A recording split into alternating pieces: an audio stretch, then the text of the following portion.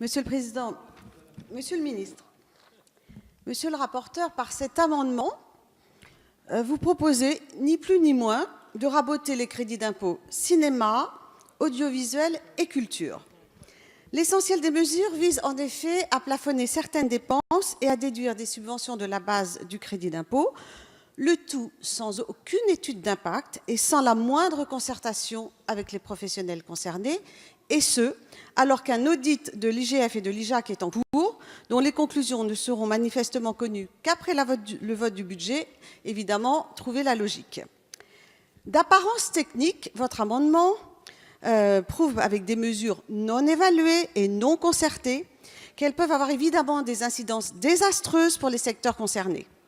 Comment voulez-vous, par exemple, que les dépenses de tournage profitent au territoire si l'on plafonne trop drastiquement les dépenses de voyage, de restauration et d'hébergement?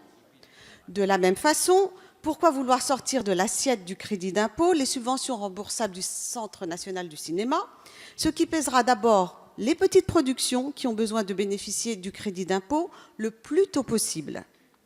Toujours dans cet amendement, monsieur le rapporteur, le secteur du spectacle musical ou variété n'est pas en reste, puisque vous proposez ni plus ni moins d'en exclure les comédies musicales et les spectacles d'humour, sans que l'on sache d'ailleurs pourquoi. Vous imposez également un nouveau critère d'éligibilité qui cumule entrée de spectacle et vente de disques, d'ailleurs dans un autre des amendements. Donc, monsieur le ministre, là, dans ce secteur si fragile, pourquoi donc continuer à essayer de le fragiliser davantage? Ce crédit d'impôt n'a que 2 ans.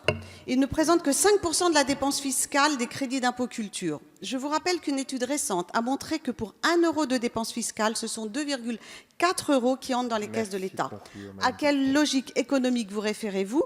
Une fois de plus, vous allez casser ce qui marche.